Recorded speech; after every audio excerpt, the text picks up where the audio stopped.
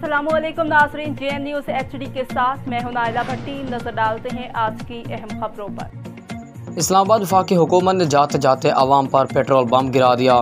फ़ी litre 19 रुपये 95 पैसे का बड़ा इजाफा किया गया है। वफाकी वज़ीर ख़ज़ाना इसहाक़ डार ने वीडियो पैगाम के ज़रिए पेट्रोल की मसनूआत की कीमतों का ऐलान किया। उन्होंने बताया कि पेट्रोल की कीमत में इजाफे के बाद फ़ी लीटर पेट्रोल की कीमत 272 रुपये 95 पैसे हो गई है। उन्होंने बताया कि हाई स्पीड डीज़ल की कीमत में 19 रुपये 90 पैसे का इजाफा किया गया, जिसके बाद हाई स्पीड डीज़ल की नई कीमत 273 रुपये 40 पैसे हो गई है। कीमतों का इतलाक फौरी तौर पर होगा। इसहाक़ डार ने बताया कि गुज़िश्ता रात पेट्रोलियम मसनूआत की कीमतों का तयन करना था। आलमी सतह पर खाम तेल की कीमतों में इजाफा हुआ, जिसके मुताबिक वज़ीर आज़म से मुशावरत की गई और ये फैसला हुआ कि कीमतों में कम से कम रद्द बदल किया जाएगा। वज़ीर ख़ज़ाना ने कहा कि हम IMF के साथ मुआहदे में हैं, इसलिए ऐसे फैसले नहीं कर सकते जिससे मुल्क मुश्किल में घिरे।